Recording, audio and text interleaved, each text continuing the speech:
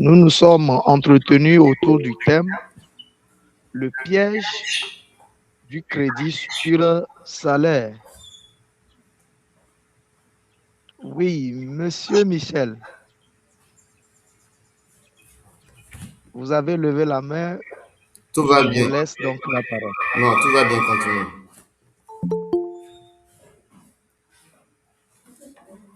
Pardon?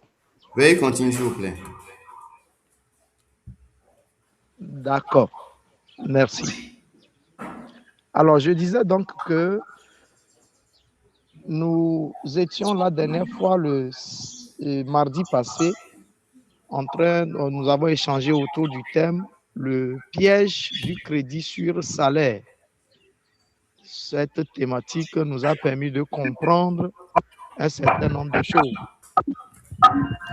Aujourd'hui, nous allons aborder une autre thématique,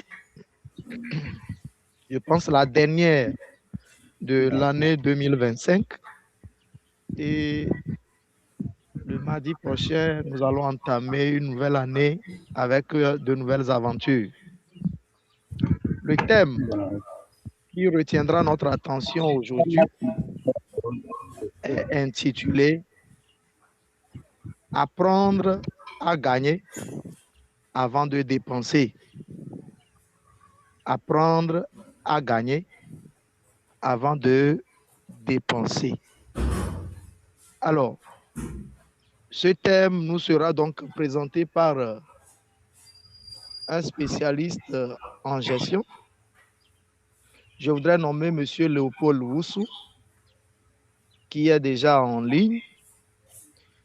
Il nous conduira dans cette thématique avant que nous puissions présenter, poser des questions et autres. Monsieur Léopold. Merci. Oui. Vous avez pas... Bonjour, monsieur Léopold. Bonjour, chers collègues. Merci d'être en ligne. Nous vous laissons donc la parole pour votre présentation. Merci bien. Je voulais m'assurer si mon écran se fait voir. Oui, ça se fait voir.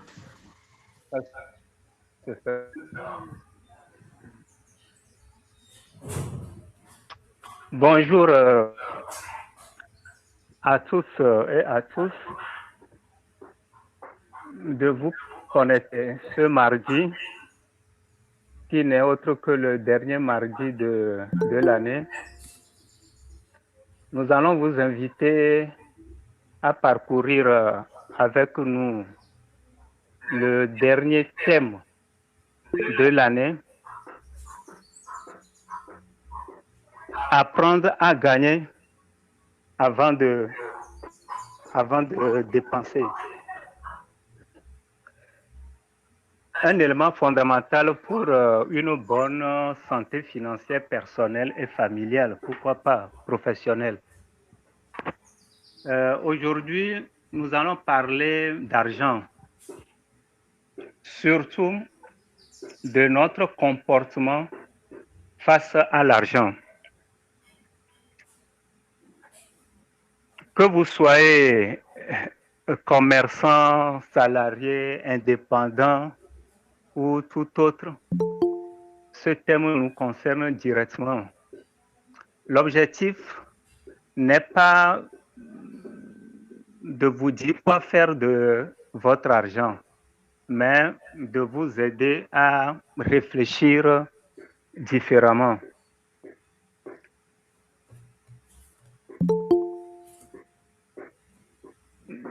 Comprendre d'abord pourquoi l'argent disparaît vite. Ensuite, approfondir quelques notions définitionnelles. Nous amener à appliquer une règle simple d'organisation de l'argent. C'est vrai, on nous avait parlé de 50%, 30% et 20%. En fonction de vos possibilités, vous pouvez jouer sur les pourcentages. Mais cette conférence va nous donner une astuce auquel nous allons nous inviter à respecter scrupuleusement. Et ensuite, savoir pratiquer cette notion que nous appelons apprendre à gagner. Et dans tout ce cas, il y a un problème majeur, c'est-à-dire ce que nous faisons généralement pour beaucoup d'entre nous, l'argent n'est pas encore arrivé, mais il est déjà engagé pour plusieurs raisons.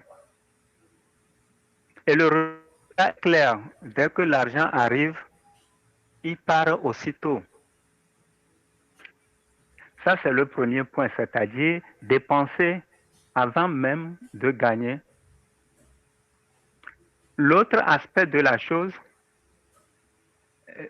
c'est qu'on reçoit de l'argent.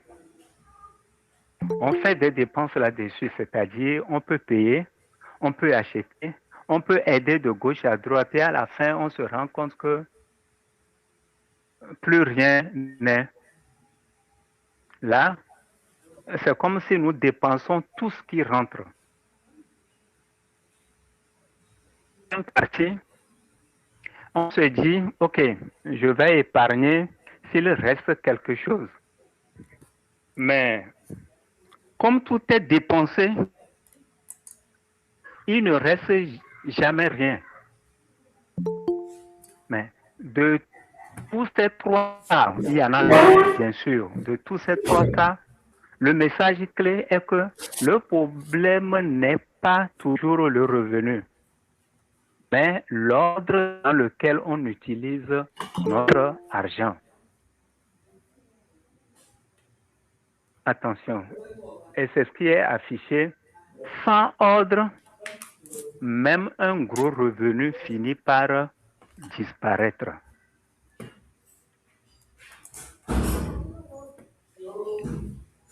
Pour aller, la question que vous allez me poser,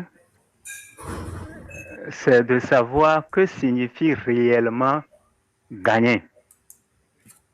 Là, je vais répondre, je vais laisser 1 à 2 personnes, des volontaires, qui lèveraient la main pour répondre pour vous. Que signifie gagner? La parole serait à qui veut la prendre. Que signifie gagner? Qui souhaiterait répondre à cette interrogation pour moi?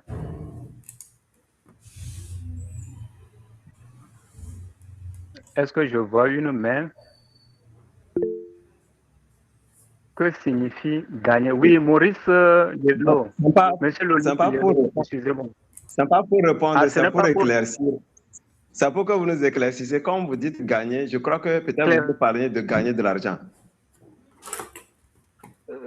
Donnez votre réponse, si vous en avez une. Bon, sinon, gagner de l'argent, c'est que Oui.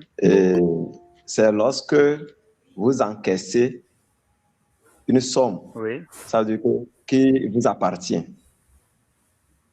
Vous encaissez, ça peut être par un salaire, Oui. ça peut être des commissions qu'on vous a données, ça peut être des primes, Oui. ça peut être, bon, Oui. ce que vous encaissez, ça peut être une pension ou bien une rente, tout dépend. Merci. Sinon, c'est gagner de l'argent. Et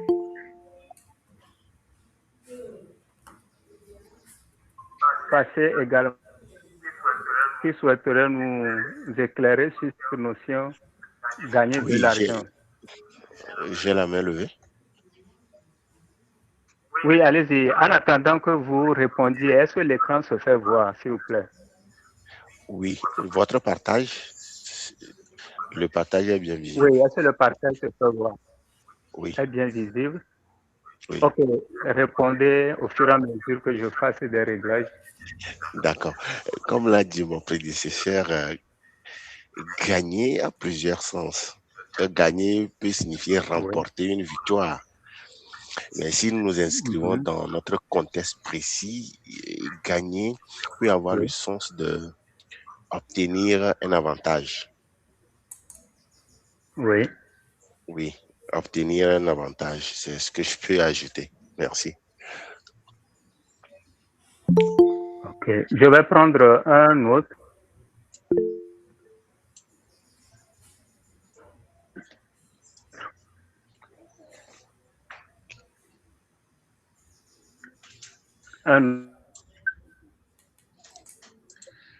Ne voyant pas, je peux poursuivre. Non, une personne a C'est vrai levé ce la que vous main. l'avez dit. Oui, la personne peut la prendre. Allez. Oui, bonsoir tout le monde. Oui, bonsoir tout le monde. Bonsoir. Oui, c'est monsieur Madi. Comme les autres l'ont dit, pour moi aussi, gagner de l'argent, c'est peut-être avoir une prime qu'on n'attendait pas sur son salaire. Oui. Prime spéciale avec quelque chose de ce genre. Merci beaucoup. Merci bien. Un petit souci avec le défilement de mon... Monsieur aussi, Kofi, vous avez lavé la main sinon. Merci. Oui, j'avais levé la main. Bonsoir tout le monde, bonjour à tous chacun. Merci pour le thème. Oui. Bon, moi, je dirais tout simplement, gagner, comme vous l'avez déjà dit, c'est à plusieurs sens quand même. Aussi, c'est avoir un avantage ou avoir un succès. C'est tout ce que j'ai apporté. Merci.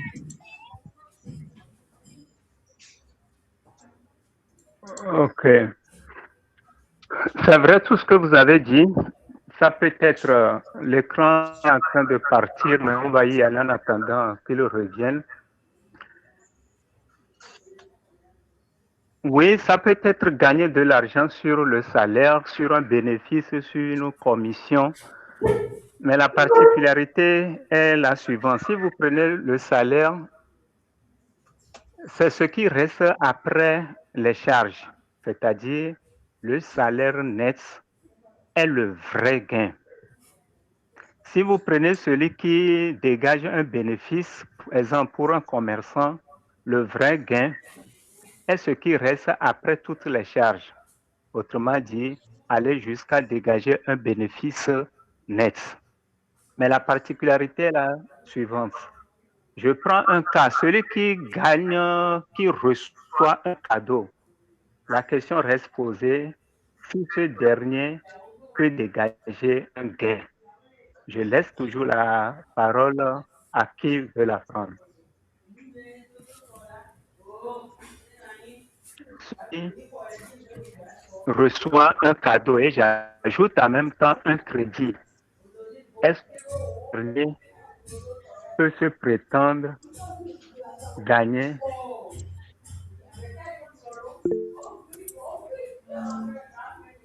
Oui. Oui, cela. Bonsoir à tous. Ben, cela rentre systématiquement dans nos ressources. On le calcule dans nos ressources. Parce qu'en connaissant, par exemple, on reçoit, je vais dire, on reçoit un véhicule comme cadeau. Et bien, systématiquement, on le comptabilise dans nos ressources. Et on peut aussi, après, faire de l'allocation de ce. Je sais pas, vous m'avez entendu ou pas? Je vous garde.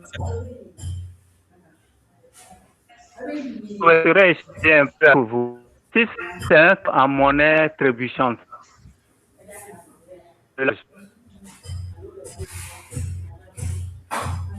si c'est en monnaie? Si c'est de l'argent en monnaie trébuchante. Eh bien, systématiquement, si c'est de l'argent, je vais le faire. Si c'est de l'argent que je reçois, admettons que je reçois 1 000 €, eh bien, ça va rentrer dans mes ressources. Je peux les mettre dans mes dons. Et je peux les faire fructifier. Ce que nous allons vous... Ok, merci beaucoup. Ce que Merci à vous. nous allons vous dire, c'est vrai, c'est vrai qu'un cadeau est utile. On peut considérer cela. Et s'il vous plaît, ce n'est pas un vrai gain. Puisque vous n'allez pas obtenir des cadeaux tous les jours. Pareil pour le crédit. L'argent emprunté soulage aujourd'hui, mais crée une dette demain. Donc, nous allons nous dire que fond de recevoir de l'argent et gagner de l'argent. Gagner de l'argent, nous allons l'expliquer un peu plus loin. On gagne de l'argent sur son salaire, sur un bénéfice, sur les honoraires, sur les commissions. Mais si vous prenez les cadeaux et les crédits, s'il vous plaît, ces deux éléments ne sont pas de gain réel parce que vous n'allez pas les obtenir tout le temps. Nous allons poursuivre. Des éléments clés que vous devez avoir en termes d'ordre à donner dans la gestion de notre argent obtenu comme gain, c'est de le sécuriser une partie avant de faire les dépenses. Pour dire, ce n'est je dépense et j'épargne après. Ou bien, c'est je gagne, je mets de côté, puis je dépense ce qui reste. C'est ça qui est la formule normale, c'est-à-dire quand je gagne, je mets une partie de côté, nous allons l'expliquer tout à l'heure, et puis je dépense ce qui reste. Quand vous changez l'ordre, c'est-à-dire je gagne, je dépense, et sur ce qui reste après dépense, je sécurise, je mets de côté, vous avez faussé le pas. Donc la démarche, c'est après avoir gagné donc notre salaire net ou notre bénéfice net, et ce qui reste, je vais faire mes dépenses. Je vais m'attarder un peu sur ce slide pour permettre à ce que chacun brise un peu cette diapositive. Après avoir dégagé, je mets une partie de côté qui est l'épargne et ensuite je fais mes dépenses. Je répète, après avoir gagné, je sécurise, j'engage mes dépenses. Quelqu'un va me demander où se trouve apprendre à gagner. Et je vais vous assurer. Le thème nous dit apprendre à gagner avant de dépenser. Alors, qu'est-ce que ça veut dire réellement apprendre à gagner? C'est une culture, c'est une discipline, c'est un apprentissage de tous les jours. Apprendre à gagner, c'est apprendre à épargner. C'est de considérer cette épargne-là comme un vrai gain. J'ai utilisé 2 fois le mot gain. Gain qui est salaire brut ou bénéfice, votre salaire net, votre bénéfice net, votre commission ou votre honoraire après avoir dégagé les charges. On nous dit ce que vous allez mettre de côté sur ces différentes parties, que ce soit salaire net, que ce soit bénéfice net, que ce soit commission, que ce soit honoraire à la fin, ce que vous allez mettre de côté, c'est ça qui est en réalité votre épargne. Et c'est ça qui est le vrai gain. Pour dire que épargner vous fait gagner 2 fois. Je répète, épargner nous fait gagner 2 fois. Et on a toujours dit, épargner même peu protège notre effort et notre avenir. Pour dire, quand nous travaillons, nous gagnons une première fois. Quand nous épargnons une deuxième fois.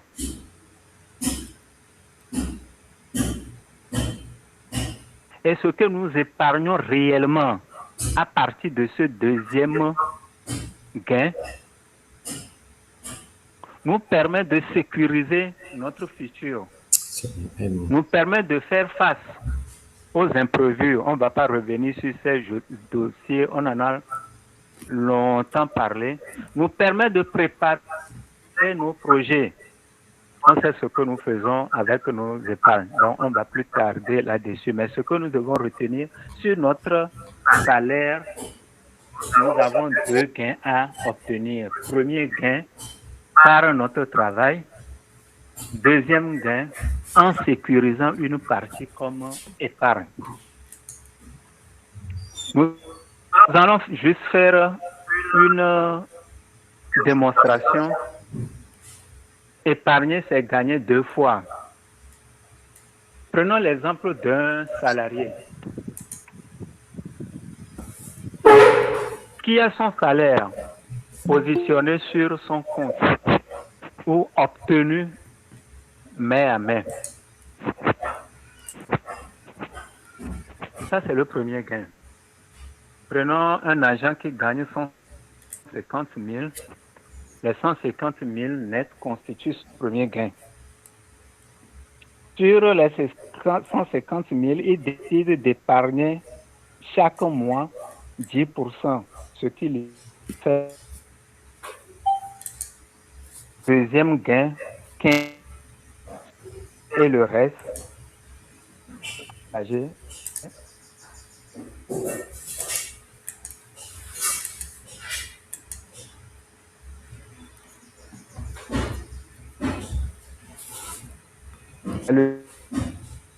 C'est la régularité de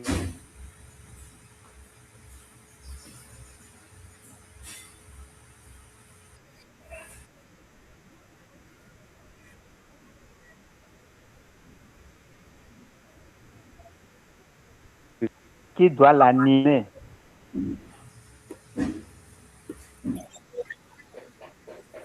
Il en est de même pour un commerçant. Sauf que lui,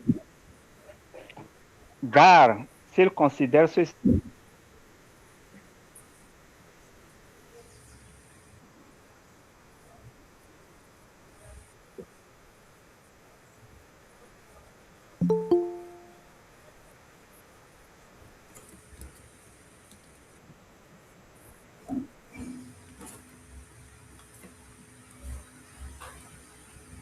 Allô, Léopold, veuillez rouvrir votre micro.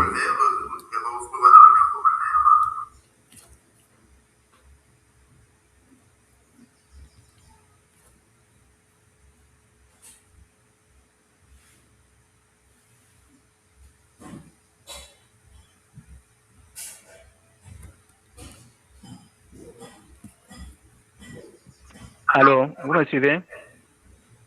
Oui. Alors, est-ce que vous me suivez? Ok, Oui. j'ai fait l'erreur. Oui. Merci bien, je vais reprendre si vous le permettez. Je ne savais pas quand est-ce que le micro est arrêté. Je vais revenir sur le salarié. Son premier gain, c'est son salaire net. Et c'est sur ce salaire net, sans faire de dépenses, il doit mettre de son épargne, c'est-à-dire sécuriser cette épargne. Et c'est ce qui constitue son deuxième gain. C'est pour cela que nous disons apprendre à gagner, c'est apprendre à gagner 2 fois. Là, il a obtenu le fruit de son gain. Ça, c'est le premier gain, c'est la sécurité qu'il sort en épargnant. Et c'est après qu'il engage ses dépenses. Mais si nous prenons le commerçant, et je disais, gare s'il considère son chiffre d'affaires comme son premier gain, parce qu'il doit enlever les charges liées à son activité. Et c'est ce qui reste qui constitue son bénéfice. Et ce bénéfice net, c'est sur cela qu'il doit appliquer le taux retenu pour son épargne. Donc, lui aussi, il gagne deux fois. La première fois sur son bénéfice, ce qu'il obtient comme bénéfice net, et la deuxième fois, ce qu'il épargne.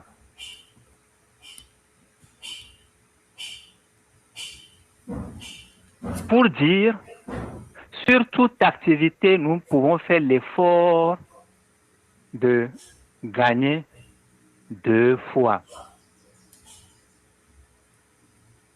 La première fois, par le fruit de notre effort. La deuxième fois, par le fruit de notre persévérance à mettre de côté de l'argent.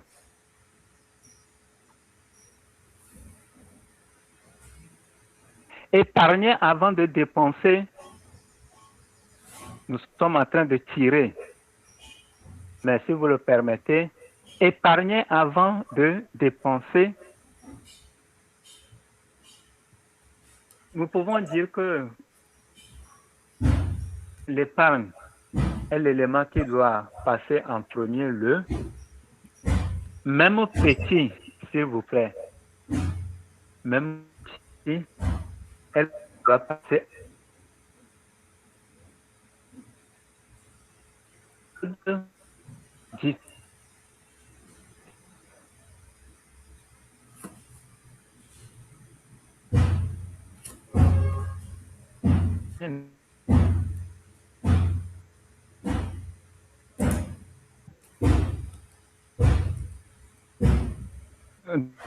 De combien, on l'a déjà dit, ce n'est pas le montant qui est le plus important, mais la compréhension de ce principe.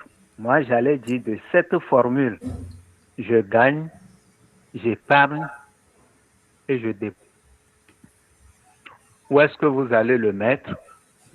Vous avez les structures de microfinance, vous avez les banques, chacun choisit ce qui est à sa force. Les systèmes de transfert, il suffit de se rapprocher d'eux, ils vous donneront l'astuce pour pouvoir épargner votre argent. Je m'en vais conclure. Ça ne...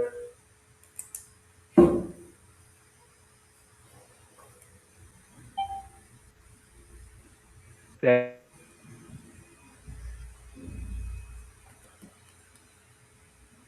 salarié, son salaire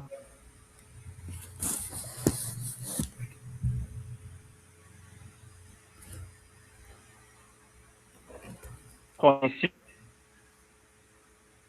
soit obtenue, dire ne pas faire des dépenses en attendant que l'argent arrive. On a dit également un cadeau obtenu n'est pas durable.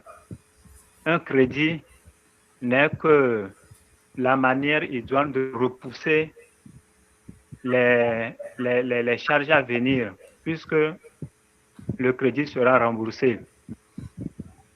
Donc, je gagne d'abord, ensuite, je mets un peu de côté et à la fin, je dépense après. Toujours dans la conclusion, mettre de côté après, c'est cette partie qui justifie le thème d'aujourd'hui, apprendre à dépenser. Apprendre à gagner avant de dépenser nous invite à vivre cette valeur de tous les jours, respecter son effort, grâce à l'épargne, protéger notre dignité en épargnant et préparer notre avenir avec l'épargne. Pour d'ici, nous n'épargnons pas, nous nous faisons des imprévus.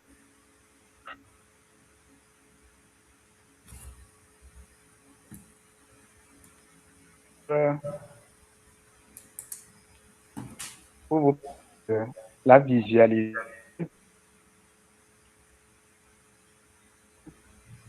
Épargne, gagne,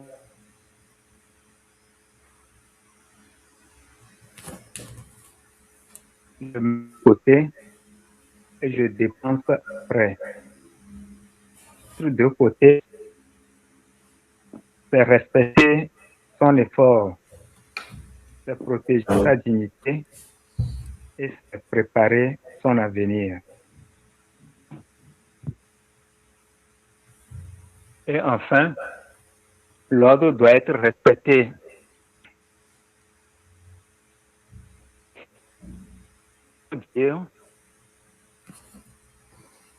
Gagner, épargner, c'est-à-dire sécuriser, et après, engager les dépenses. Et nous avions toujours dit, ces dépenses doivent être planifiées, avoir un budget de gestion de tout ce qui sera, de toutes les dépenses à faire.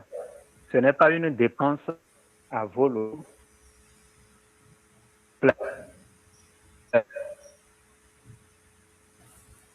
Dit également, ce n'est pas ce que vous gagnez qui vous enrichit. J'allais dire, ce n'est pas ce que nous gagnons qui nous enrichit, c'est ce que nous gardons et comment nous le gérons.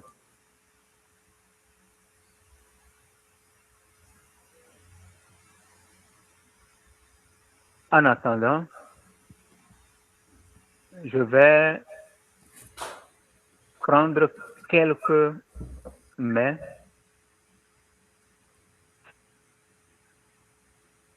sur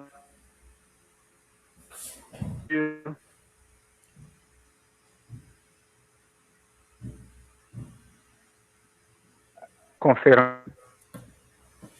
Merci pour votre attention. Des questions pour enrichir la conférence de ce midi, apprendre à gagner avant de dépenser. Merci à vous. Kossi, si tu le permets, tu as la parole. Merci beaucoup. Merci, Monsieur Léopold. Merci pour cette présentation. Nous voulons présenter toutes nos excuses à tous les participants pour les quelques défaillances techniques que vous aurez pu constater. Et donc, tel que Monsieur Léopold vient de le dire, si vous n'avez pas bien saisi certains aspects, vous aviez des inquiétudes par rapport à certaines parties de cette conférence, vous avez donc l'opportunité de poser des questions afin qu'on puisse enrichir le débat, enrichir cette thématique, quoi qu'importante. Apprendre à gagner avant de dépenser. Chers participants, vous avez donc la parole. Vous levez la main et on vous désigne pour la question ou les suggestions, les apports.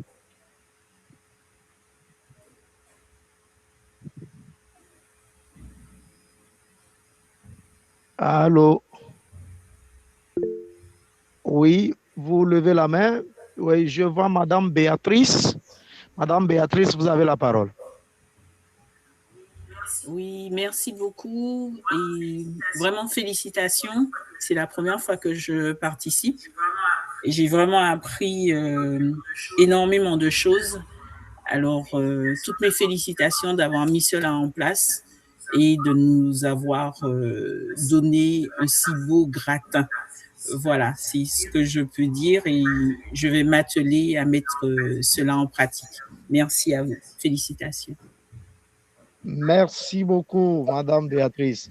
Le, le plaisir est partagé. Nous sommes très contents de vous avoir en ligne en ce jour pour participer à cette conférence. Et je pense que les prochaines fois, on sera toujours ensemble.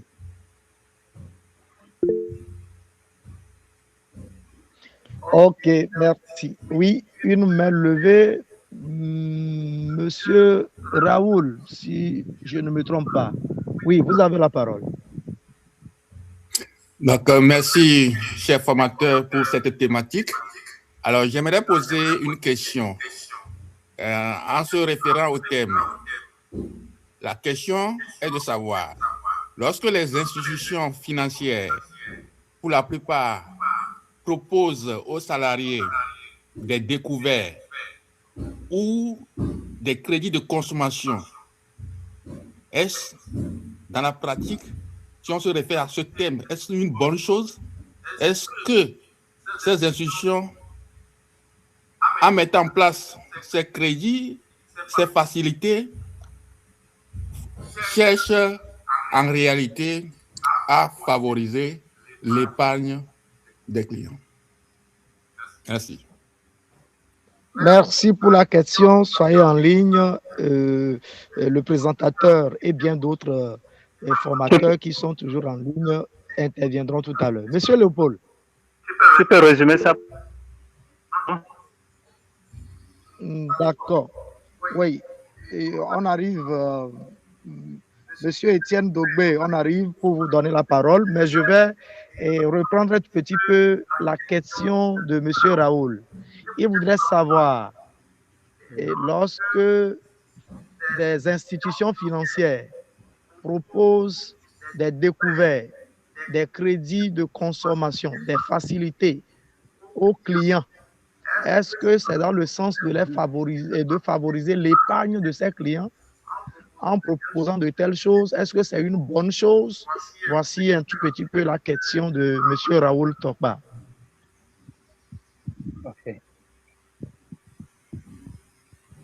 Ok, on peut prendre une deuxième. D'accord. Ok. Monsieur Dogbé Étienne, vous avez la parole. On va prendre deuxième.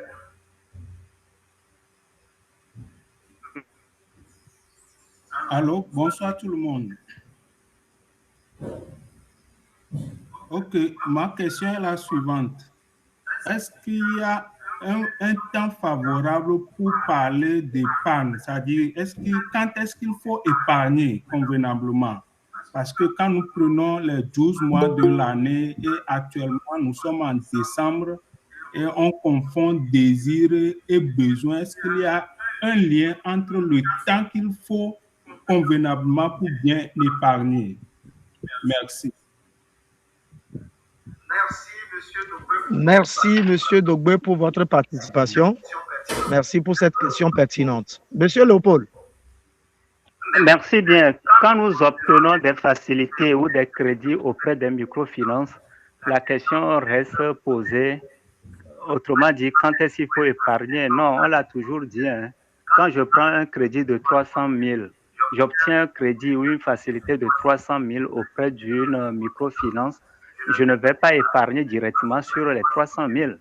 C'est après avoir mené mon activité.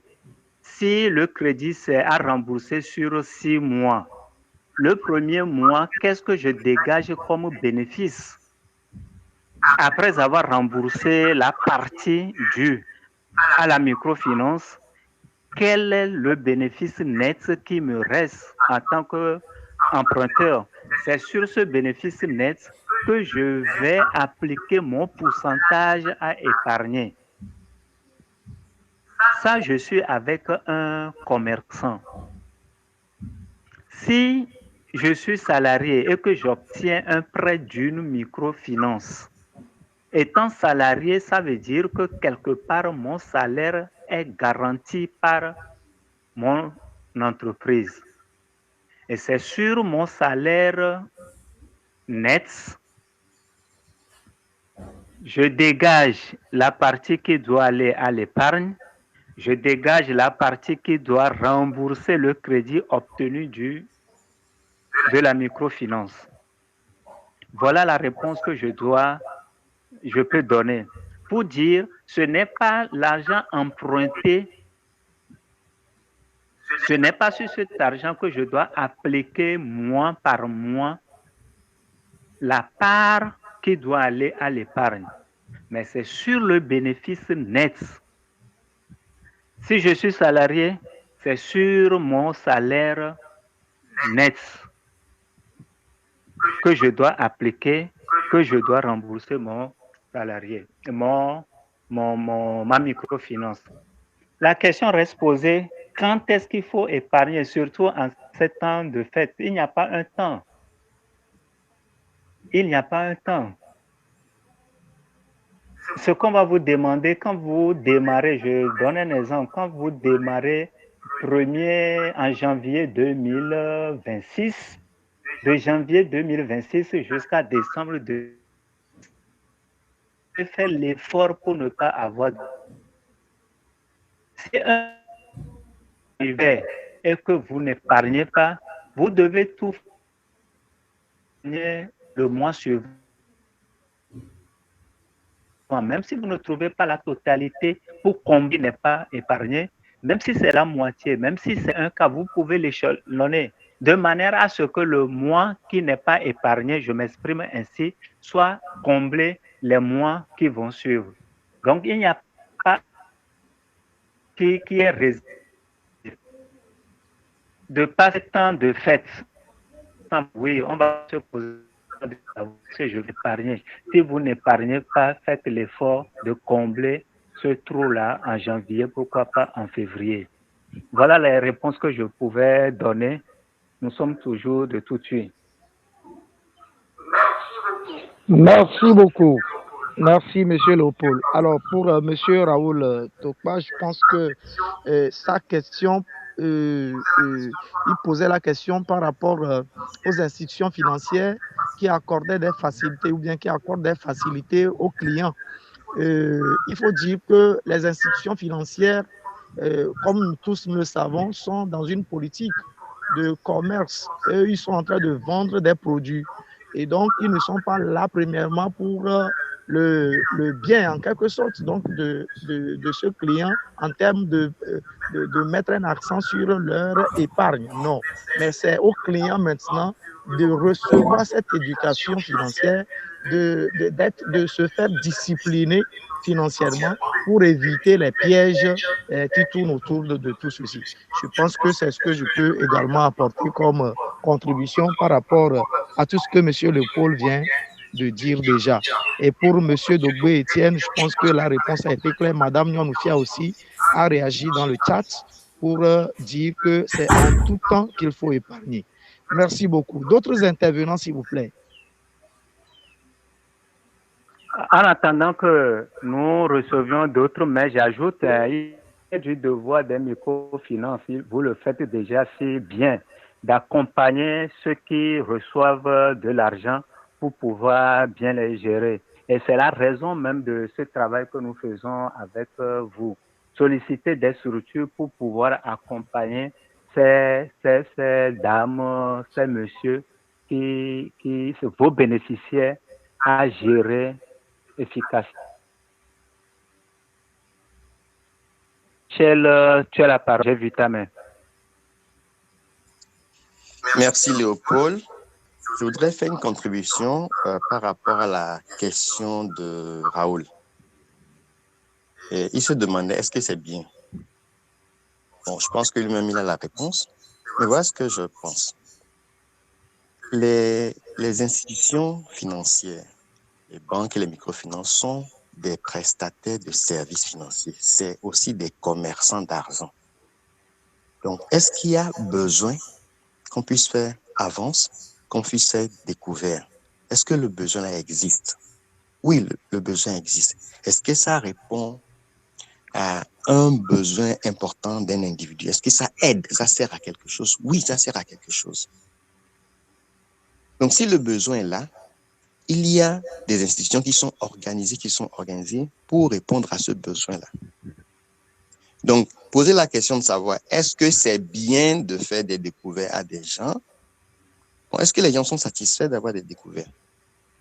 Je pense que oui. Autrement, ils n'allaient pas continuer. Donc, la question n'est pas, est-ce que c'est bien? Qu'est-ce qu'on fait avec le découvert? Si on prend les découvertes pour entrer dans la consommation, ça veut dire qu'il faut faire beaucoup plus d'efforts pour rembourser.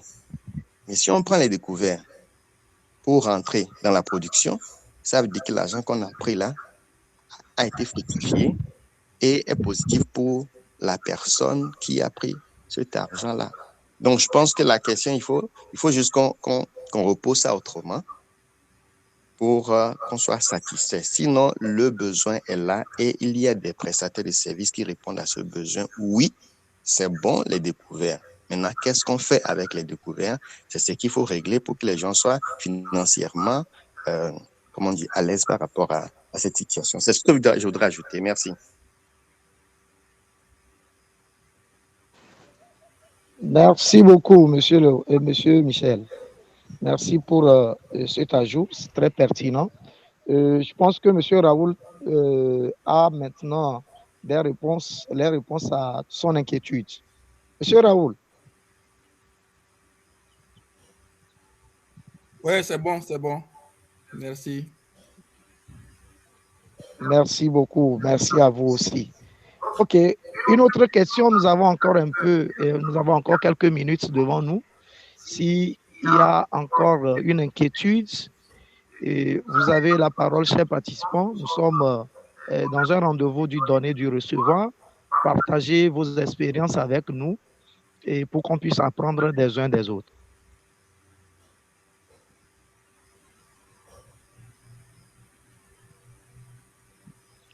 Oui, des questions, des apports, des ajouts. Apprendre à gagner avant de dépenser. Allô? Oui, monsieur Philippe. Oui.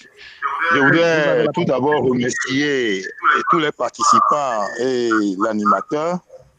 J'ai beaucoup apprécié le partage d'aujourd'hui. Je voudrais juste appuyer en disant gagner avant de dépenser, c'est primordial. Mais parfois la question, comment se préparer en amont et en aval dans ce qu'on gagne? Parfois, il arrive qu'on n'arrive pas à mettre la différence entre ce qu'on gagne et réfléchir sur ce qu'on doit dépenser.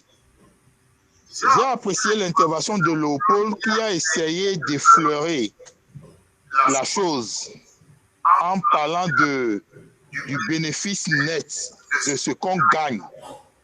Je voudrais, si c'est possible, que vous approfondissiez un peu ce côté du bénéfice net. Quand on prend le cas de nous, les commerçants, par exemple, ou revendeurs, par exemple. Parce que quand on prend le cas des salariés, le salaire net, c'est ce qu'eux, ils gagnent. Le net, là, leur appartient. Ils pouvaient le dépenser comme bon leur semble. Mais nous, revendeurs ou commerçants, comment pouvons-nous arriver réellement à savoir ce net et à savoir comment le dépenser? Merci beaucoup. Merci à vous aussi, monsieur Philippe. Merci pour votre participation active et votre question pertinente. Je pense que la question est adressée à monsieur Léopold. Et s'il a bien suivi la question, c'est par rapport aux bénéfices nets concernant les commerçants, les revendeurs et revendeuses. Monsieur Léopold, monsieur Philippe veut savoir comment... Oui, vous avez la parole. Merci beaucoup. Je prends cette diapo pour lui. Prenons un commerçant qui dégage un chiffre d'affaires de 300 000. Sur ce chiffre d'affaires, il a des achats à faire. OK? Puisque l'affaire, on a toujours dit aux commerçants, l'activité vous appartient, mais n'est pas à vous. Parce que l'activité naît d'elle-même, survit d'elle-même et un jour meurt. Ça veut dire que qu'est-ce qui fait vivre son activité? Ce n'est pas seulement l'argent qu'il gagne, c'est comment il dépense cet argent pour sauvegarder sa structure. Alors, sur les 300 000, il a d'autres coûts à supporter que nous appelons coûts d'achat. Est-ce qu'il a des marchandises à acheter? Puisqu'il a un stock, il faut qu'il remette le stock en place. Donc, après avoir enlevé au coût d'achat, je donne un exemple sur les 3 000 comme coût d'achat. Ce qui reste constitue son bénéfice brut.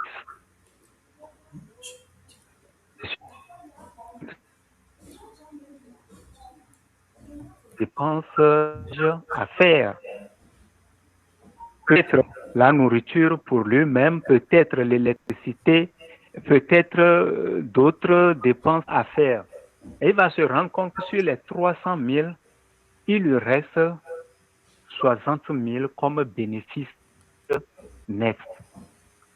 C'est sur ce bénéfice net-là, après avoir enlevé tout ce qui est au coût d'achat, tout ce qui est lié à d'autres charges directes, c'est sur ce bénéfice net qu'on commence par appliquer ce règle sécurisé et dépenser. C'est-à-dire, sur les 60 000 bénéfices nets, premier gain, si c'est 20%, il met 20% de côté.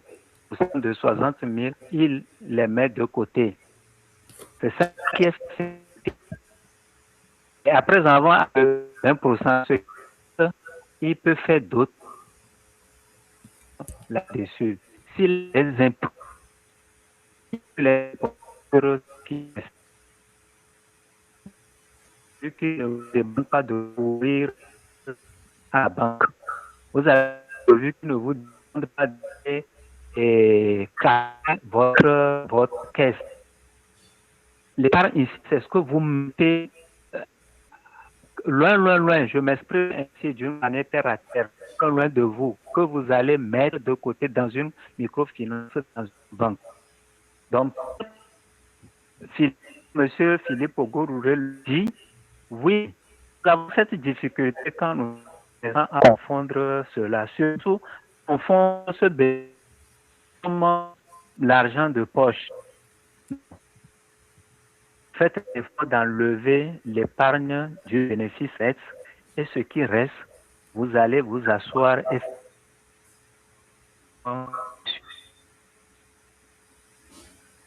ça est une obligation. C'est une obligation. Les autres charges constituent des obligations que vous ne pouvez pas vous déroger. Si vous dérogez, votre activité va sombrer. Donc, quand vous faites tout et tout pour arrondir les bords de votre commerce, ce qui reste constitue votre bénéfice net sur lequel vous allez appliquer votre taux d'épargne. Voilà la réponse que je peux apporter. Oui, Michel, c'est Maurice plutôt. Maurice voudrait intervenir. Vous avez la parole. Oui, merci beaucoup. Et je voulais aussi apporter une petite contribution à ce niveau. Et je ne sais pas quelle est l'attente de celui qui a posé la question. Je voudrais dire que dans la gestion, il y a la gestion de l'argent de l'activité même et la gestion aussi familiale. Par exemple, un commerçant, il a aussi sa famille d'abord. Et il y a l'entreprise même aussi, comment elle doit gérer l'argent de l'entreprise. Par exemple, comme ce que M. Leopold a dit, et pour la gestion courante de l'entreprise, on sait bien, mais avant même d'avoir une marge, d'avoir un bénéfice, c'est que la personne a fait des dépenses quelque part. Et si la personne dépense toutes ces sommes, maintenant, avec quoi il va faire de nouveaux achats ou bien payer et comment, tous les facteurs qui l'ont aidé à pouvoir produire. Bon, là-bas, il y a cette gestion à part que je vous me dis que normalement, on ne doit pas mélanger. Donc, je voudrais dire que ce serait bon qu'en tant que commerçant, vous-même, vous fixez un salaire. Si c'est pour la gestion de la maison, vous vous fixez un salaire. Vous vous dites que c'est 200 000, c'est 300 000 qui est votre gestion de la maison. Et quand vous avez cette somme, ça devient pour vous aussi un revenu, un salaire. Ce que vous faites aussi même, et vous avez peut-être un compte sur lequel, à chaque fois quand vous avez, vous déposez une certaine somme sur ça, quand vous avez des bénéfices, vous faites tout, vous faites des épargnes. Vos bénéfices sur votre activité, vous faites des épargnes, vous faites des réserves, de manière que, parce qu'il y a des mois où vous pouvez avoir beaucoup de choses à vendre, mais il y a des mois où vous n'en aurez pas. Mais avec vos réserves-là, vous ne serez pas surpris. Donc, vous pouvez continuer toujours par avoir des revenus pour pouvoir faire des dépenses que vous voulez. Donc, c'est ce que je voudrais donner comme contribution. Merci à toi, Maurice. Merci beaucoup, Monsieur Maurice. Il y a Monsieur Maoussi Kofi qui, dans le chat, a posé la question: comment un jeune peut-il apprendre à gagner de l'argent de façon responsable avant de le dépenser? Je pense que la question est pertinente. Je vais laisser Monsieur Leopold réagir par rapport à cette question pendant 30 secondes, le temps qu'on amène notre conférence d'aujourd'hui vers la fin. Monsieur Leopold, Monsieur Maoussi a posé une question dans le chat. Il voudrait savoir comment un jeune peut-il apprendre à gagner de l'argent de façon responsable avant de le dépenser. Non, c'est clair. L'accent est mis sur le mot jeune. Il faut qu'il ait un emploi ou une activité qui rémunère, qui lui apporte un revenu. Même si ce n'est pas fixe, il peut faire de l'épargne, ok? De ne pas compter sur la dépendance totale. S'il a une activité qui lui rémunère, il peut épargner. Ce qu'il y a, c'est cet effort à mettre de l'argent de côté qui est le plus important. Et on a toujours dit, ce n'est pas le montant qui fait cette concurrence, mais c'est la taille, quelle que soit la petitesse du montant, c'est la qui est la plus importante pour nous. C'est cela que nous parlons d'état d'esprit de l'agent qui décide épargner. Voilà ce que je peux apporter. Et je m'en vais à la conclusion en disant, apprendre à gagner avant de dépenser, c'est vivre sans peur, si on peut le dire, du lendemain. Ok? La richesse, c'est un ordre qu'on doit se donner: gagner, épargner, dépenser. Donc, vous gagnez, c'est le premier gain, c'est le chat qui est affiché. Vous mettez un peu de côté, c'est le deuxième gain. Et après, vous rentrez avec vos dépenses tout en planifiant tout ce que vous devez engager comme sortie d'argent. Voilà ce que nous pouvons dire. Je saisis en même temps l'occasion pour nous souhaiter une bonne fin et un début ou une belle année 2026 à tout un chacun de nous.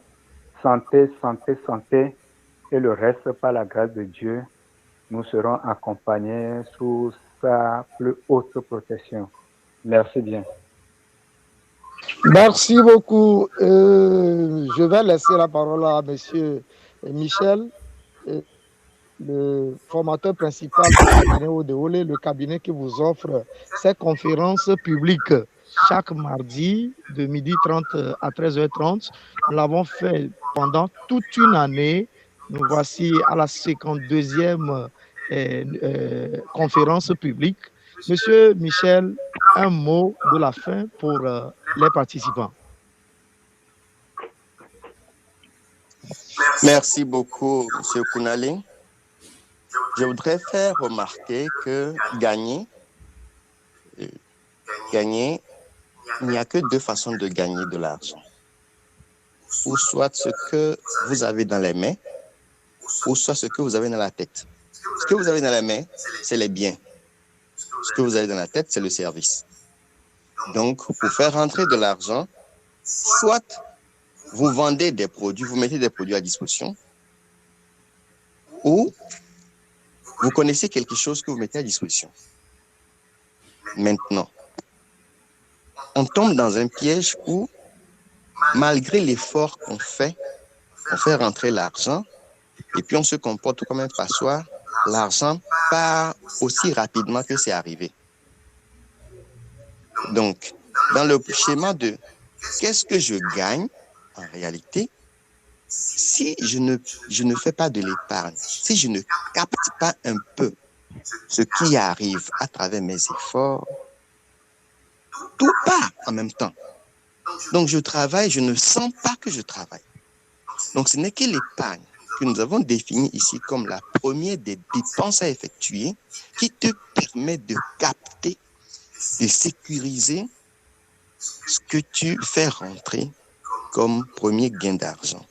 Et c'est quand tu constitues une base, un capital derrière toi que psychologiquement tu es à l'aise parce que tu sais qu'il y a de l'épargne derrière toi. Donc réellement, épargner constitue le deuxième gain, mais nous avons dit que c'est le gain principal lorsqu'on travaille. Donc, gagner de l'argent avant de dépenser, faire un budget de manière à ce que l'épargne constitue la première des dépenses dans ce budget-là en exécution pour qu'on puisse capter et avoir une sécurité financière. Je m'arrête là-bas. Merci beaucoup. Joyeux Noël à tous et bonne heureuse année 2026. Nous vous donnons rendez-vous encore pour 52 semaines en 2026. Monsieur Kounalé, vous avez la parole. Merci beaucoup, merci beaucoup. Oh, chers participants, nous sommes très ravis de vous avoir eu en ligne. Madame Nyonoufia, merci beaucoup. Madame Béatrice, merci pour la participation. Et je ne peux pas nommer les gens un à un. Merci à vous tous.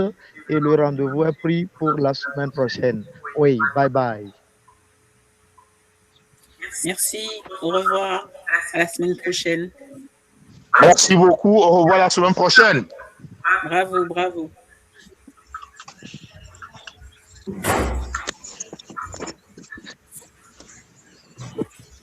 Bonne et heureuse année par anticipation.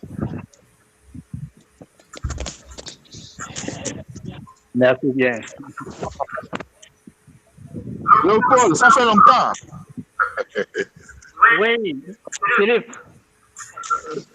Oui. Ça, j'ai entendu la voix, je sais que c'est toi.